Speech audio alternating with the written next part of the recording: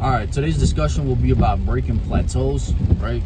I know a lot of people have difficulty breaking plateaus, especially on like a bench press or even on a deadlift. Like people reach weights like 185, 205, 225, 275, and 315. People get stuck. And in order to break those plateaus, you really gotta break up your normal pattern. Like normally if you're doing like a pyramid set, or if you're doing like 10, 8, 6, 4, 2, right? You got to break those variations up because your body is too accustomed to the movement, right? And also you got to understand why your body gets accustomed so quick. Is like it's like a protection for like disease and like cancer, right? You don't want to just have your body just build from like minute stimulus. That's your body's adaptive system, right? It's like your heart rate. It's not gonna consistently have a high heart rate from cardiovascular system every day. It's gonna lower its blood pressure, right? It's a survival mechanism. It's your body's engineering a way to use the less amount of resources with optimal output. So like to break these plateaus, what you really got to do is you got to vary those reps. Like I said again, I just need to emphasize it because I see a lot of people that don't believe this concept. And when I say vary it, if you're doing between 10 and 15 reps, what you got to do is you got to do 30 to 50 reps. Yeah, it's going to be like an ego hurt. You're going to have to put on that light weight. You're going to have to take off some weight plates and put those small plates on there.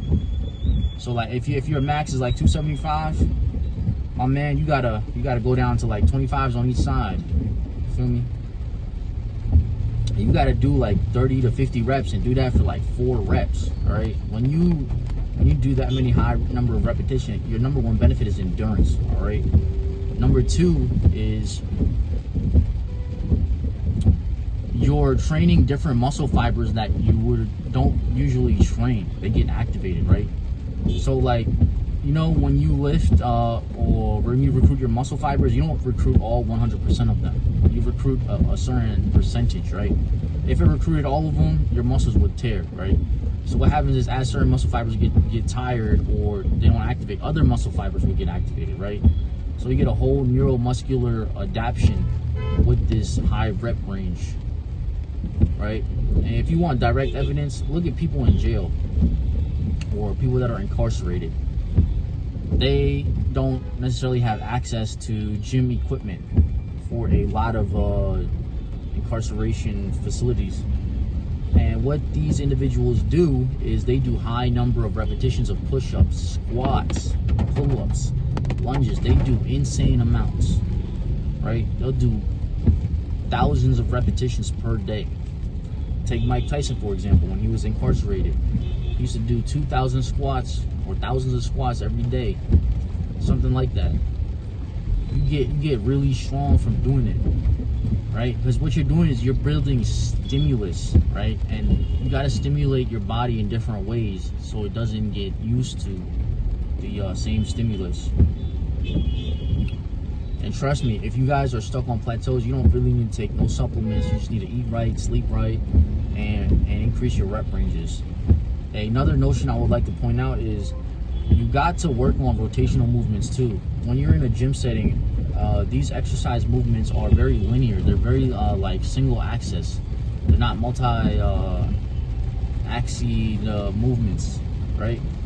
So what I mean by rotational is you gotta, when you have rotational movements, you're incorporating your joints to move in multiple directions, like in ambient space, right? That's like overall strength. That's what your body is designed to do. And that's gonna be a new neural activation network in your brain and in your neuromuscular system. When you guys wanna like really like increase your lifting gains, you guys really need to study like the biomechanics of the body. You guys need to understand like the mitochondria generation, how ATP is involved. You guys really have to get down to the basics. It's not, you guys cannot just like watch random videos and see people lifting up big weights, look bulky as hell and putting up big numbers, because that's not necessarily healthy. You really have to do your due diligence and do some, you know, minimal research on how your body processes protein. Why are you getting these plateaus? What is happening? You also need to analyze yourself. You need to critically examine yourself. Critically examine everything that you put in your mouth, right? How your emotions affect your performance. What I mean by emotions is, look, let's say you see a video of you on a ledge and you see people hanging off on a ledge, right?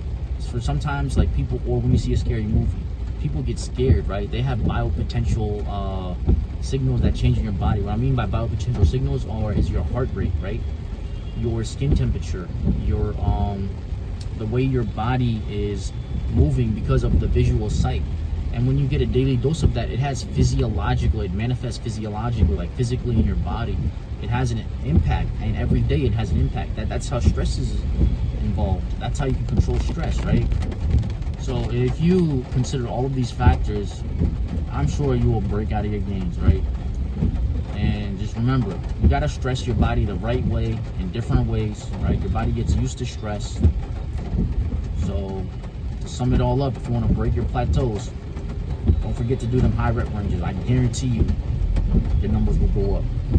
Give it a couple weeks, it will go up.